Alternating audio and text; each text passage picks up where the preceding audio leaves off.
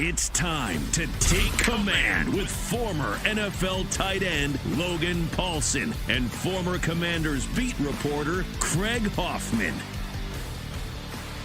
What's up? What's happening? Welcome in. It is the Take Command podcast. I will resist the urge, Logan Paulsen, as I am Craig Hoffman, to say, we are now 13 seconds in and we have made it longer than the game went really well the other night for the Commanders. Oh, man, that was rough. The opening kickoff return for a touchdown. It didn't get much better from there, and all snarkiness and such aside, obviously. There's a lot to chew on, I think, from this game. So that's what we're going to do. It's mostly a game review. Logan has been at practice the last couple of days as well since the game. So we will be able to weave in maybe a couple of things that have happened. And also, we are recording this just before 11 a.m. on Monday. So we are about an hour after the roster announcements. The roster moves were announced, including Dominique Hampton being let go. So we can touch on all of that as we go, Logan. But you're on the sideline doing the radio call the other night, and it starts with the Travion Henderson touchdown. What are you doing on the sideline besides going, oh no? Well, it's interesting because, I really get excited for the preseason because it's great opportunities for guys. It's guys making moves and, making plays and making careers, really. And so prior to kickoff, I'm like, this is it. Who's going to make the first tackle? Who's going to do this stuff for this team? And obviously it doesn't go the way you want. And I think providing context on some of that stuff is important, for sure. I think on the radio broadcast, that was a big part of Fletch, Bram, our approach to that play. And I think it's just important to remember you got a lot of young guys out there, and watching the all 22 back. I don't usually watch special teams, but obviously I watched all the special teams plays. You realize that there's some guys that haven't covered a lot of kicks in the NFL. It's a new format. They haven't really done it like this. And so getting people in the right positions, getting the right feel, getting that kind of interplay of positions is going to be an important part of their learning process. And so the coach in me says that's terrible, but I do think there's a lot of good teaching when you buzz through the tape, and it's not for lack of effort in most cases. It's for lack of just general football understanding. And that's part of the deal when you're playing a lot of young guys. No, for sure. And I feel really bad for some of those guys out there because this is an opportunity. And for Dom Hampton, this was a huge opportunity for him, and it obviously went as badly as it could and the results were as bad as it could, but that's real life. Now, will a guy who's a 5th round pick last year probably get picked up somewhere else? And, will he at the very least have a chance to be on a practice squad this year? Probably, but that's very different and it's got to be jarring compared to where his head was probably on Friday, going into the game. He's this is my chance to solidify myself as a guy who's trying to fight for snaps during the regular season on this team and for trying to carve out a role for myself. And then all of a sudden you're gone. And I actually talked about this on the radio show on Friday. I was like, there are some guys that for them tonight, the reality is this could be their last NFL game. And that is a really harsh reality of the NFL, of pro sports. And I don't want to be flippant about that, but also, also we have to take a look at, what this means for the team moving forward. And my question would be does it mean anything? I'm sure this hits you extra hard as a guy who played in a ton of preseason games and always felt like you were on the edge of the roster. And there's a very human, individual player side to this. Sure. But when if you take that, try as best you can to take that hat off for a second and put your analyst hat on, more so I guess your coach hat, does the sloppiness, the poor play, and ultimately the final score mean anything for this team moving forward, considering 30 guys that are going to be on the team in 2 weeks didn't even suit up? Yeah, I think it's a little bit of a canary in a coal mine. And what I mean by that is I don't think this is a big deal. I really don't. Yeah. I think when you have 30 guys that have played a lot of NFL football, not playing in this game, you're going to have results that look like this. But I think as a coach and as a former player, right, when you're in these situations and you have a game like that, you kind of got to say, what is my process like? Am I actually getting ready to play football games? And as a coach, am I getting these young guys ready to play football games? And is there something in practice that we're not emphasizing? We're not giving these guys enough opportunities. That's the other thing, man. When I think back to my rookie year, my second year, my third year, I was the 3rd or 4th guy. And so you're only getting 5 reps in a practice. And so a lot of these guys come from environments where they're playing a lot in college. They get a lot of reps. They are they are kind of forced to know the information. But when you're a backup in the NFL, man, you got to prepare in a certain way. And so I do think, when people say, oh, like for example, like they want to bring in a veteran linebacker, for example, it's not because they think the veteran linebacker is a better athlete or going to have a larger impact. It's just a good model in the room of like what it means to be a 3. Because like, you look at Bobby Wagner, he started his whole career. Frankie Lou was started for the majority of his career. And so now having someone in the back of the room that says, hey, man, like no one's going to hold your hand to this point. Like you have to know how to do these different things. I think is really what I take out of it. So is there a little bit of a, like a developmental, like, are we giving these guys enough of this kind of information? Maybe, but does it mean anything for week 1? No, not really. Does it mean stuff like you said for the interpersonal relationships and who's going to make the roster? Absolutely. But in terms of wins, losses, I don't really think this is that significant, especially because like we'll talk about this in more detail in a second. The Patriots handled this game in a certain way. And the Commanders handled it in a completely different way. And I think that also led to some of the issues specifically on defense. Yeah, I think that when you have another team play their starters, which I was like, wait, what's Drake made? Like they just had joint practice. And I didn't realize the Patriots were going to, maybe that's on me. I just didn't follow enough Patriots media during the week outside of like their observations of what happened in the joint practice for the Commanders. But I wasn't paying attention to like, hey, Vrabes, who's going to play on Friday? Right. It's starters versus like third stringers. And I think there's a great point that John Keim made on his show, which is, if you have like one, this doesn't mean all these guys are bad football players, right? If you have one or two of these guys mixed in with starters, then like they can be a part of the system. And maybe they're the weakest link, but you can game plan around that. You're not even game planning. You have other guys that can cover. But because everyone is overexposed, because it's all second and third stringers, then with a guy that should be the worst, in air quotes, guy on the field becomes like the best guy on the field, and they're facing a real starting offense. I think outside of Stephon Diggs, basically everybody played for New England. And Morgan Moses, the right tackle. Yeah, but it's their swing player. He's playing too. Like he'll play minutes for them this year, significant minutes. So it's like 9.5 starters versus 0.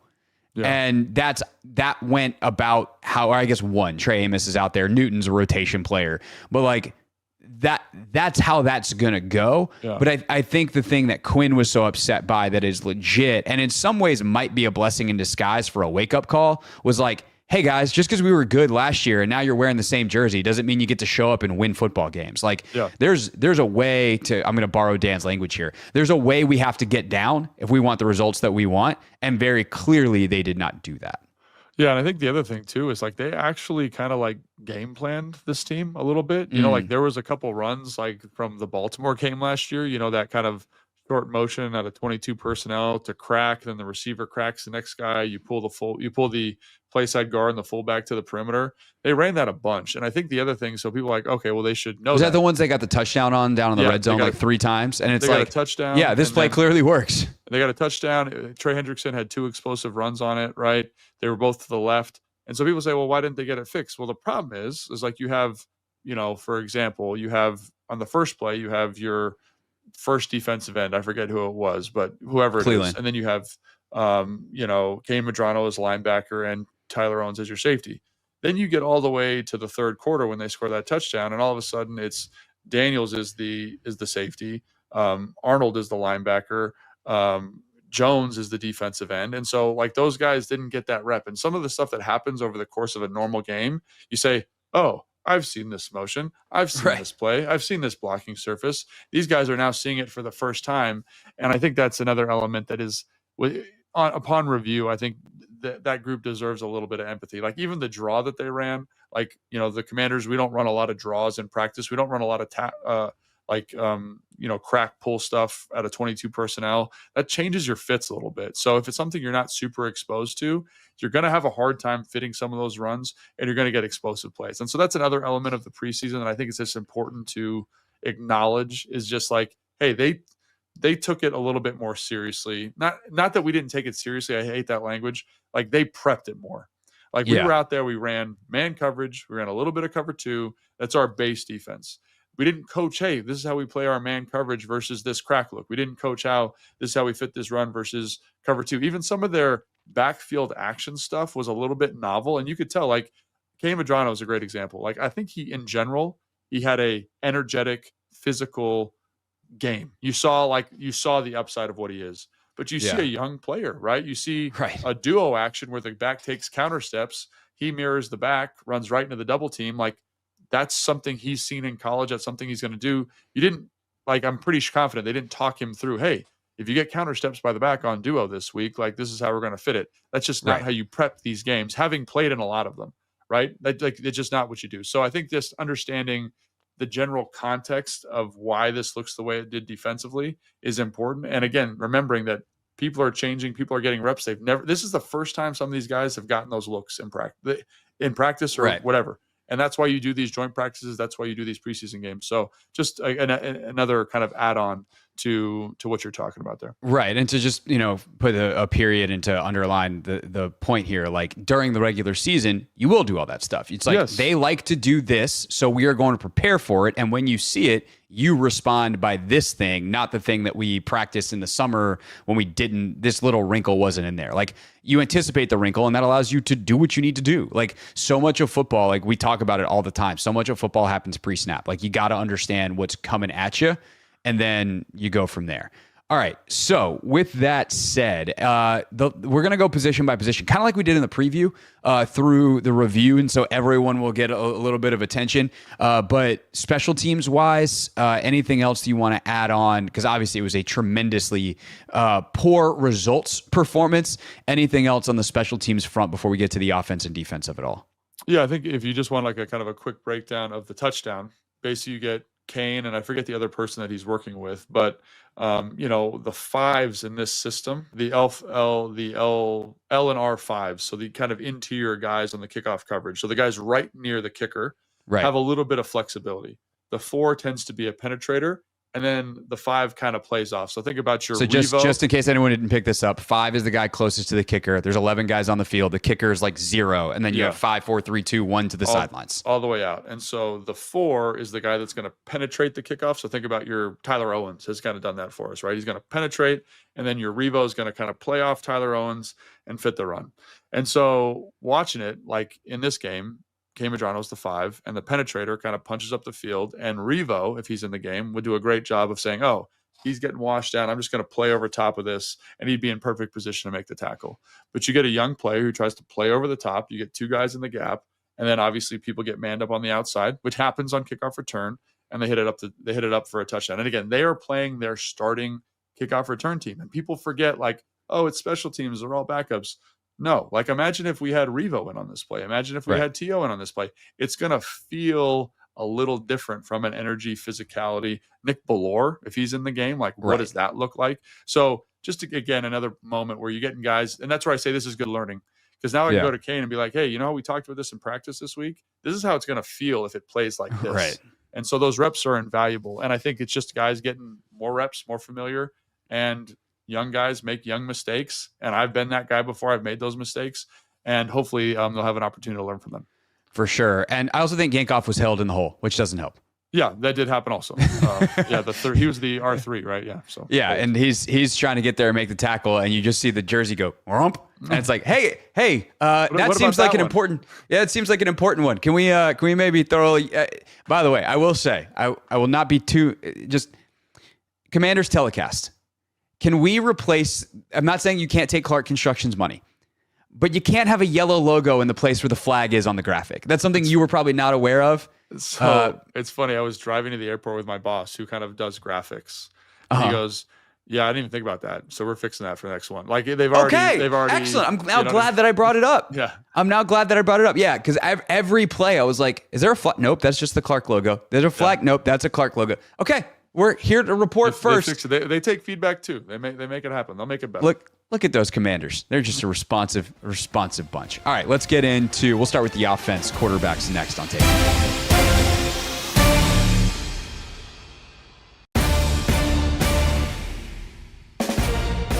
Take Command Podcast. Logan Paulsen there. Craig Hoffman here. Let's dive into the offense from the Commanders matchup with the New England Patriots on Friday night.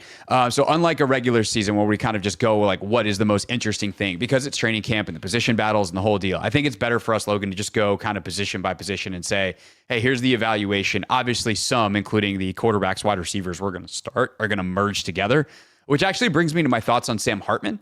If I could start there. Sure. I think he was better than the narrative says, because like, how different do his numbers look and how much better is he able to potentially get into a rhythm and be more productive if some of the drops that happen aren't dropped? Chris Moore's got a couple. There's one to Sinnott, but like, I don't know. As a receiver, I'm sure you'd be like, you got to catch that. Or like, I would have to catch that because if it was me, but also it was probably a bad ball. It's behind him. Like, both guys could have done better. I just think that like, there's a lot of yardage out there and throws made by Sam Hartman that his day looks a lot different if the receiver just catches the football. That said, it's not like he was awesome. The interception's really, really bad. And I do think Josh Johnson was better. I just don't think that like Sam Hartman was total dumpster fire the way that like the numbers and it maybe felt in the moment, because it just, between the kickoff return and like the way things spiraled, it felt very helpless. Yeah, and I'm glad you said that, because I actually, upon review, thought he was making the right decisions, if that makes sense. Like, I thought the ball was going where it should go. Like, the first ball that he misses to Osborne, like, they're getting a edge pressure, ball over the top. That's where the ball should go. The throw's errant. Or that's the other thing that's hard to tell with some of this stuff is, like, was Osborne supposed to be attacking that a little bit more downhill? Right. Wasn't sure. There's one to Sinnott later where Sinnott actually runs a pretty good route, but kind of throttles coming out. And I'm like, Zach Ertz is going to run through this zone. That ball is going to be on time. And that's probably a catch. So good route by Sinnott. But again, there's like a little bit of inexperience in terms of like, run through that zone. That ball's leading you. You catch that thing running. And you might, I'm not saying you're going to score, but that's an explosive play. You mentioned the drop to Moore. Like that was the perfect read. Like, perfect read, great job on that dig. Like the dig was just like a stone-handed drop. And again, like, great route by him, great setup, working the progression, and the feet took him to the right spot. Bad drop. There's the explosive play down the sideline, which again was a tougher catch in terms of taking that to completion. But then I think people forget about this too. There was a ball to KJ Osborne on a box fade that he couldn't have handed to KJ in a better spot. Yes. And he dropped it. So I thought his process was actually pretty good. And even on the interception, like, I went back and watched this a couple times, and I'm sure Sam would say that he'd want that throw back, but the receiver does slip. And so it takes it from a contested catch to like a straight out interception.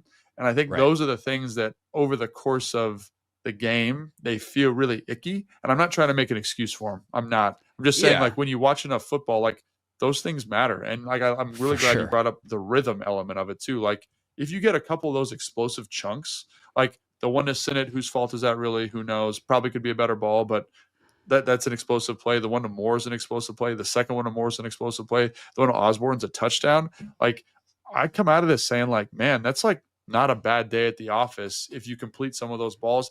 And some of those, they should be completed. That's the other thing. Right. And it's a confidence too, right? Yeah. Like, that third down to Moore, the first one the dig is like a 3rd and long, and you go out and you drill a 3rd and long. It's like, all right, got our first down. Let's keep going on this drive. Feel confident, feel in rhythm. And instead it's like, and drill a 3rd and long that he could run with. Like, that was the other thing. That ball placement was perfect. Yeah. And like, maybe that's a 15-yard gain of catching, but it's like he could run with that. And so you look at some of these, you're like, man, like, that could have been a much different day for him if some of these are locked in. Now, you know, some of his throwing mechanics are a tick off. Like, I'm not saying it's everybody else's fault. Like, he can definitely be better.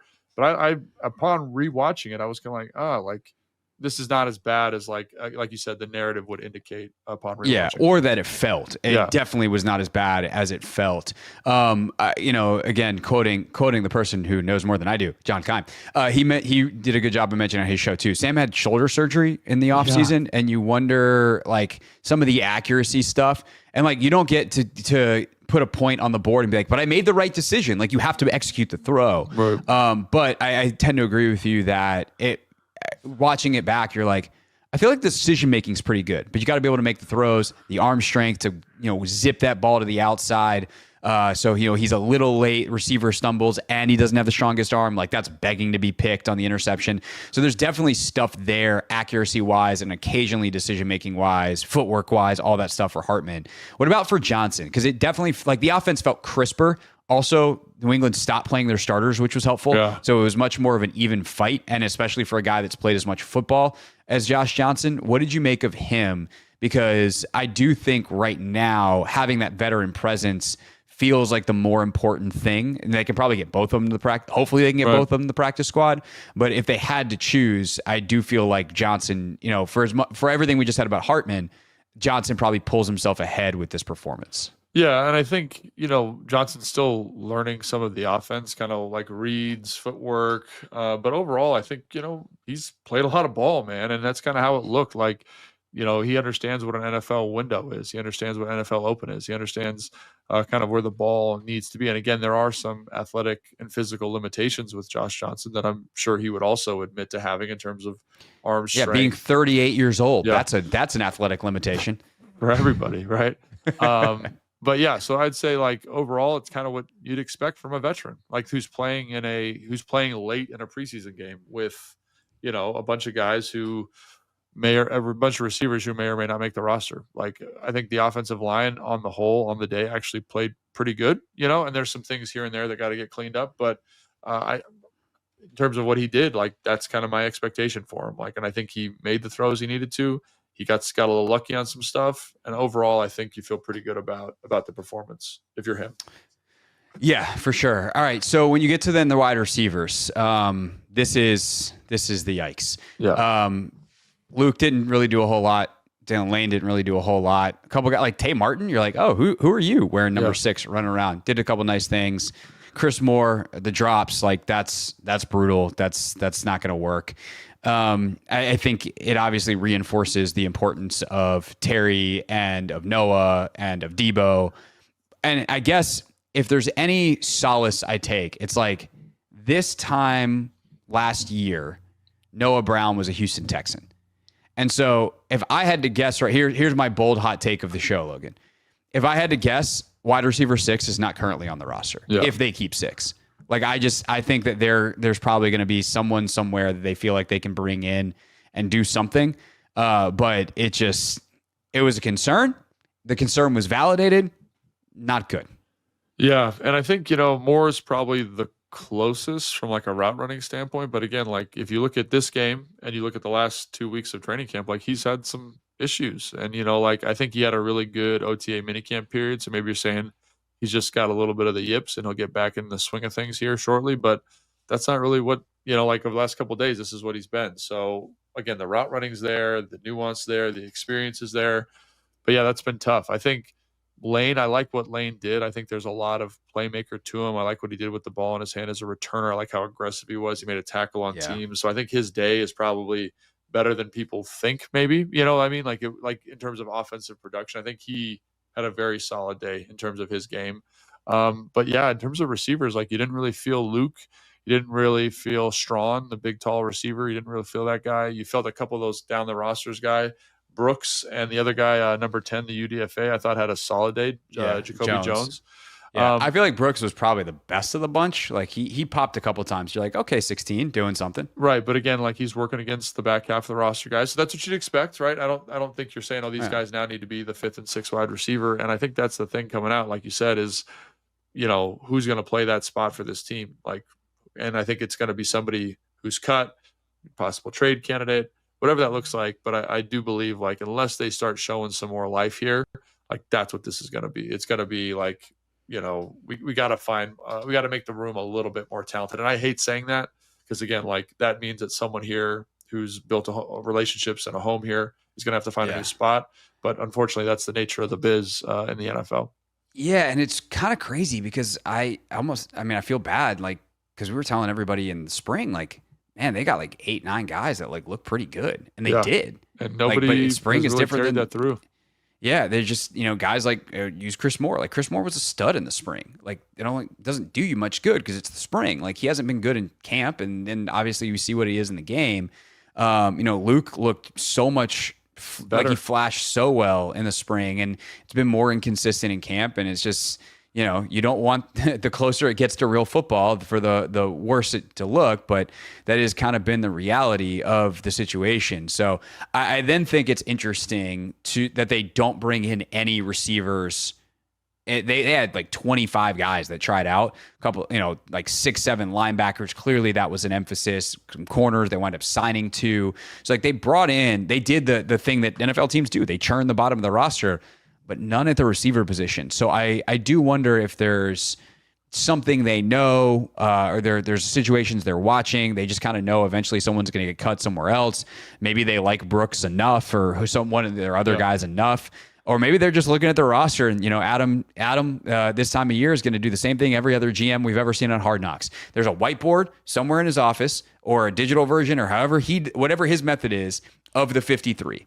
And it's like, it's a constant moving on, off, maybe sometimes there's 53 guys up there. Sometimes there's 55 and they'll have to make a real last minute decision.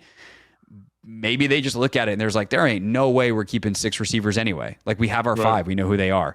Last guy that I'll ask you about real quick at that position though is Gallup. Had a couple of catches, like, okay, that's good. But do you feel like he has done enough that, or is they're just, I just don't know what to do with him, I guess is clearly considering I just ran out of words. I think the thing with him is like he has the most experience of the group, or close to the most experience. He's got vertical playmaking ability and he's done it at a high level. I think coming out of the game, I don't know, disappointed is not the right word, but he made a couple plays on the football, but there's also like a deep ball where he's getting a little bit tied up, and instead of fighting through the contact and giving himself a shot at the football, he kind of throttles it down. There was a couple of those where he like didn't finish the play kind of. Yeah. And I think that stuff is stuff that he's done in camp a little bit too. So it's like, where's his health at? Where's his mindset at? Like, how's he feeling? And I'm not sure he's distanced himself from anybody else on the roster necessarily. Like, it's crazy. It's like you get out, I'm not kidding. You get out of like the Debo, you get out of the Zach Ertzes, you get out of, I can't even think, Jalen Lane's had a pretty solid performance. Like I said, he had a good game, but like you get out of that group and it's like, somebody, and I said this on the broadcast, like somebody just needs to come out and make some plays and you're going to be on the team. And no one's really done that yet. And I think that's the thing that's been frustrating and disappointing. Like, we talked about Strawn, like in practice the other day, he made a beautiful catch on a contested slant. Like, you got to do some of that stuff in preseason and give and kind of justify your roster spot if that's the way the team wants to go. Yeah, by the way, Strawn, what we had previously been saying is Strachan. That's how it's spelled. Apologies to Michael for not knowing the pronunciation up to this point. But Bram if you hear Strawn, Bram hooked it up with the pronunciation guide. So there you go. Thanks, Bram. Appreciate you. All right. You know what I do know how to say, Logan? Bill. Yeah. Bill. Bill was good. Obviously left with the concussion. Hope that's just like a minor thing, and then he's perfectly okay and is back in the whole deal very quickly. But man, you see it. Like, you see how squirmy he is. You see how he finishes runs. I mean, it was this. I think it was his first one. It should have been a -5. He gets back to the line of scrimmage, and you're like, hell yeah, it's 2nd and 10. Like, he is. There's something there, and we saw it in a real football game for the first time.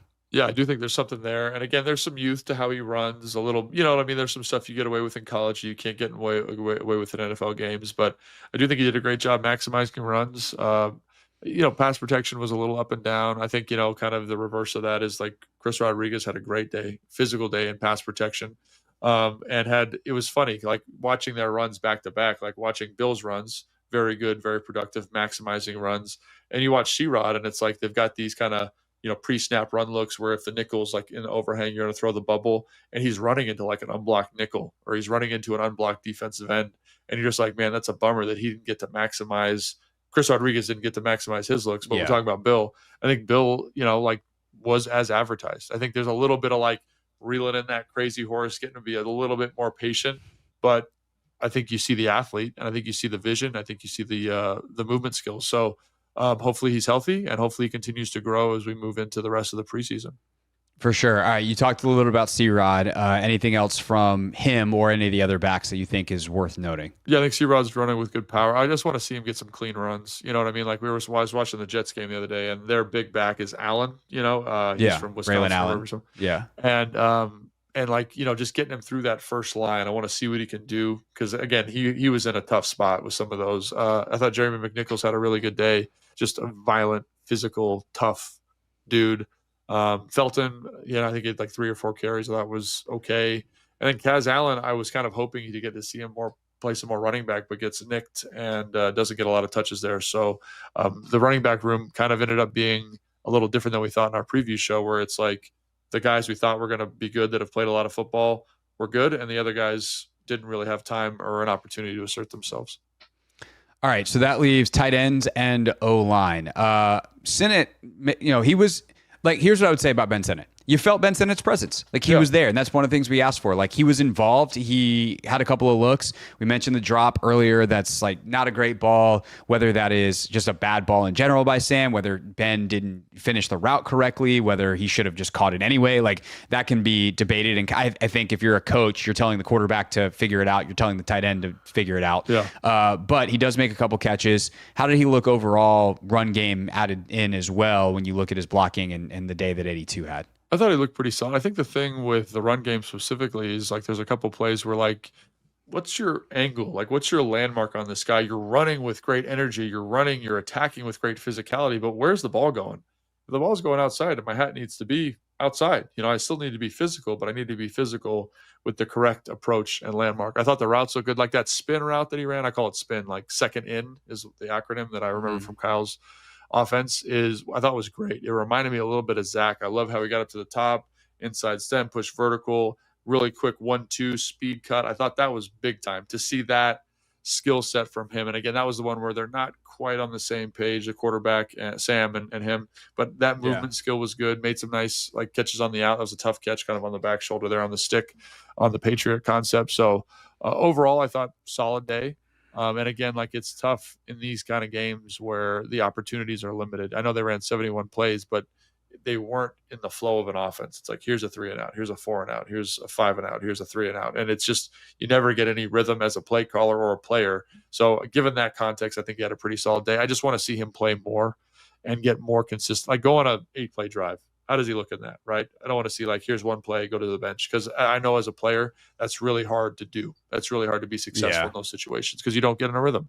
But overall, good. Thought Yankoff had a pretty solid day with some of the route running stuff. Cole Turner as the Y, I thought, on Bill's first long run, did a great job on the end. Then there's some other stuff where he's getting thrown off. But I thought the urgency was there.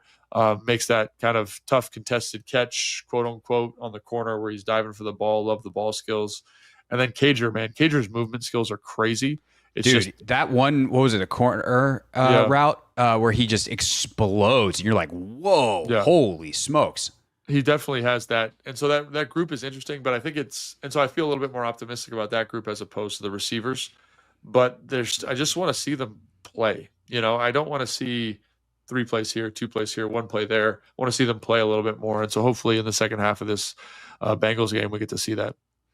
For sure. All right. And last but not least, offensive line. Obviously, a lot of guys don't play. We did get to see Connerly play, and I think he played all right from what I could tell watching on the broadcast. So after taking a look at some of the All-22 and everything else that you've watched, taking in really was a good week for him in New England because he performed well by all accounts in the joint practice as well. What do you make of the first-round pick and the rest of the O-line? Yeah, I thought he looked good, man. He did some stuff that was really impressive. There's certain things that top athlete tackles do in terms of movement skills. Like one of the first run plays it was an outside zone to his side. And so he's got to kind of run, check the tight end, and then push vertical to the linebacker. And I swear he was shot out of a cannon, managed to get a hand on, which is really tough to do, especially when that defensive end is outside the tight end. So great job on that. And I thought he overran it, but his ability to snap the brakes down, get up and block the linebacker was just impressive. He had a couple really nice fluid depth kind of kick sets on his pass sets. He did some great stuff in the run game. Just his ability to get to spots and punch hips and cut people off. You see the athleticism. Obviously, it's not a perfect game. There's a couple where he's a little tight on the line or he oversets. There was a stunt where he kind of jump sets the stunt, which is fine. But, with the 3 technique on third down, you probably want to think more of a vertical set there. He gets picked off, is able to recover. But I think that's more youth. That's not necessarily a physical loss. I think there's some stuff with his hands, getting his hands a little bit tighter in pass pro is going to be a huge thing for him moving forward. But it was great to see him understand the pass protection line a little bit better than he had early in camp, and the run game stuff. I'm going to try and get a breakdown together for it because I thought it was really, really sharp in terms of really big time in terms of what he was able to do. And I think that speaks to kind of the whole O-line. I thought 75, Chris Paul had a really good day. You just feel him. You feel his strength. You feel his power. I think he's matured a lot in terms of understanding pass protection. 51 Hunt, I thought, had a pretty solid day when he came in to tackle. It's not perfect. He's playing against the threes. He's a 10-year vet. It should look a certain way, but I thought that was pretty solid. And then Dieter, when Dieter came in and played guard, I was actually relatively impressed. Like, it wasn't perfect by any stretch, but those were the kind of the 4 dudes on the offensive line that I thought deserved a shout out. But for sure, 75 is probably the first guy. He had a really solid game, I thought, just physical game, powerful game. And then I thought 72, and then Dieter and 51, obviously, were the other guys. Yeah, Dieter having a good camp is important because he hung on for dear life last year. And obviously we've talked about Nick Allegretti's ability to play guard and center inside could put Dieter's roster spot at risk. So a guy who's played a lot of football, I think, brings the right like attitude and level of nasty and all that kind of stuff. But he's definitely going to be one of those last guys in, first guys out type of thing. So good to see him have a good day. All right, that's the offense. Hopefully we'll see some of the starters against Cincinnati. We know we'll see some of Cincinnati's starters on Monday Night Football, but we will talk about that later. But let's wrap up week 1 of the preseason talking about the defense.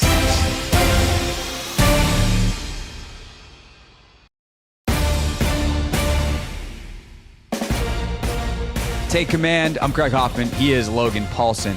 Defense. Let's talk about it, Logan. D-line to get started. Obviously, huge positive. Maybe the brightest spot of the game. Johnny Newton getting the sack fumble. We absolutely love that. But overall, this defensive line, not a lot of dudes that are going to be on the team played. I wasn't Cleveland Furrow being out there. Didn't have the greatest day in terms of some of the stuff, but you talked about some of the context around that earlier. Some of those edge runs, game planned up in a way that typically just don't see in the preseason. Thanks, Vrabel. Really appreciate that. But what do you make of how the D-line got after it on Friday night? Yeah, and real quick, I just want to give Trent Scott a shout out too. I thought he did a really good job playing offensive line. Just to kind of throw him out there, I forgot to mention him. But for the defensive line, it was kind of an interesting watch, because I think guys that I thought would play well just kind of played okay, and guys that I didn't have high expectations for played better. So, like, I actually thought Carl Davis and Sheldon Day did a pretty good job. And now they're working against the 2s and the 3s, but I think Big Carl had a nice day. Batting some passes down, sitting double teams. Sheldon Day, man, that guy just is a ball player, just a ball player. And so love to see that from those 2 guys. I thought Eddie Goldman at times flashed, but again, there's some times where not quite what I was expecting in terms of what I saw from him in Atlanta last year. Jer'Zhan Newton, you mentioned him. I think there's times where you could feel him a little bit more. There's still times like on first and second down where it's like, hey, can we sit that double team a little bit better? Can we be a little quicker with our hands? Can we work our get off a little bit more? But then you see him on the sack fumble where that's an ET, like where the end picks for him, and his ability to turn and bend that corner. I think that's pretty high level. Him sniffing out that screen, I thought he did a great job of that. So are there areas to improve? Yeah, but in terms of flash and spark, I think you feel pretty good about him. But overall, I mean, they were kind of okay. You know what I mean? No one really separated themselves, especially on the edge. None of those guys really stood out. I thought Holmes had a solid day, but again, he didn't play a ton. I thought Jones had a decent day, but there was some times where he's out of position, not in the right spot, but he plays hard. So you feel that energy, which is kind of cool. But overall, it kind of a little disappointing, I think, with some of the guys I thought would have big days, but there were some bright spots for sure. All right, let's talk about Dominique Hampton. Obviously, he did not have a good day. Yes. That is how he has now been released. And there's probably on the kind of bigger picture side of this, right? Like, you have to give credit to Adam Peters for not saying, like, I just refuse to cut a guy who's not making it, not cutting it. Trying to think of a different word that way. I'm not saying cut twice, but I'm not going to not release a guy for a guy who's not cutting it. Right. I'm not going to hold on for my pride to a draft pick that is not playing well enough to be on the team. And he just had a really bad day. I think it's really tough to tell a guy like, hey, we're going to redshirt you the whole year. We're going to change your position. Then after one preseason game in year 2, bang, like that's got to be an excruciating decision to make if you're Adam. So based off the tape, Logan, I guess, like, what did they see where they felt like that, like, this just not only didn't work, but it's not going to work? Like, what did he struggle with? Yeah, I think when you look at the Dolphins game, the Miami game last year, you saw a guy that could run, could cover space, again, like, was okay taking on blocks, but really understood coverage principles well and looked very confident. And here, I don't know if it's because the run philosophy was a little bit different, but man, he had a really hard time fitting runs. He had a really hard time being decisive downhill. He had a really hard time taking on blocks. Like there were multiple times where he just couldn't disengage from the offensive lineman and he ends up on the ground. You know what I mean? Like I'm talking maybe close to 8 or 9 times in this game. Like just had a really like rough outing. I think some of the athleticism that he showed last year seems to have waned. I know he's been negotiating a back injury since college. There are times where you see him kind of try to run. And he just looks incredibly stiff and tight in his back. And so I was always a big fan of him. I thought he had a pretty good spring, actually. Remember we talked about that? Yeah. And here in this game, like he just looked unfortunately out of his depth, which is really hard to say because, this is a guy, like you said, who's committed a lot to this organization, made the position switch, I thought had a very high ceiling. And again, in this game just came out and didn't live up to the billing, which is really hard to watch, when you're kind of saying, oh, maybe the next play will be better, or maybe the next play will be better. And there wasn't anything like, as a point of comparison, because Kane played pretty much the whole game, 56. Yeah. Kane's not always doing the right thing. He's not. And you can feel that. But there is an energy and a violence to the way, like, so for example, they ran that toss crack play in the red zone. They ran it to the right first. And the receiver comes to crack him and he demolishes the receiver, knocks him on his butt and like dives over and tries to make the tackle. He's shooting the gap. He's on the blitzes. He's giving it, kind of the 1-2. He's getting some pressures. And so you could feel that athleticism. You could feel that energy. And I think like, man, like that's a dude whose arrow is pointing up, even though I'm not sure everything's right all the time. You know what I mean? With Dominique, it was kind of the opposite. It was like you never felt him. And again, like that's disappointing because I thought that was going to be a pretty exciting addition to this team, but that's life, man. That's life in the NFL, and it's disappointing. I also feel like they were probably looking at the reality of like, how do we get Hampton? Like, is there a future here for Medrano and Hampton? Yeah. And the answer was probably no. And it's like we like what we see from Kane enough that we're going to let go of the Hampton experiment. In a way, this is the nice thing to do. The earlier a guy gets cut, like the more quicker he can go find somewhere else and try to make, do what he can in practice this week and play in a second preseason game this weekend for another team. Like I hope that works out for Dominique Hampton. And I hope that it's someone that believes him in the way that Adam, did initially. Obviously that waned over time. But maybe someone who sees him as a safety is like, hey man, why don't you lose that 10 pounds back and we're going to put you back in the position that you grew up playing. Like who knows how it works out. Credit to Adam for not holding on for too long once he realized like what their vision was not going to work. But at the same time, that's obviously less than ideal for a 5th round pick just last year to be gone before his second season even begins. Anything else you want to say on Medrano? He's really the only other linebacker of super note. Based off where we are, they bring in Duke Riley. So we'll have more on him after we see him play a little bit. You did play with him in Atlanta, though, so another former Paulsen teammate and a guy that DQ knows a little bit. Yeah. But anything else from Medrano or the rest of the linebackers? Yeah, I thought Medrano had good. The energy was good. There were times where I'm like, man, are you supposed to fit over the top of this, or we should have done this, or maybe. But like, I thought his hands usage was great. I thought he got in on some tackles. There was one play late where he's trying to punch the ball out cracked on a screen where I'm like, just make that tackle. We don't need to be getting cute there. But again, like that's where you say the energy, the effort, allows you that you can coach that. You can coach that. Right. The other guy that I thought deserved a shout out was Kahe. I forgot how to say his name. Let me look it up real quick. It is Kaho, right, from UCLA. I thought there were times where he flashed a little bit, like taking on blocks. And again, he's not the athlete that Kane is, but I think as a linebacker, right, like that's someone that maybe give it a shot, see how it looks. And I think maybe you give him more opportunity. And then mentioning Duke Riley, like he's a guy that's played a ton of ball, special teams guy. And we talked about some of that inexperience with that third group in terms of teams, the depth on teams. He's a guy that comes in and solves that problem right away. So if Dominique isn't working out, this is a really smart move in my opinion, because you give those young linebackers someone to kind of model after, watch, but also a guy who's made his career. I think this is probably year 7 or 8 for him, just playing teams at a high level. So that, again, like there's no issue with that, the depth of that team's group. So for sure. All right. Secondary wise, not the day that I think Tyler Owens was hoping for. Had, a couple of missed tackles, you feel the physicality, but also you got to finish, this is where it's not thud anymore. It's not like it's real football. And one of the things that we talked about before the game was like, how well are some of these guys going to tackle? Then you have Jeremy Reeves, who that guy knows how to tackle.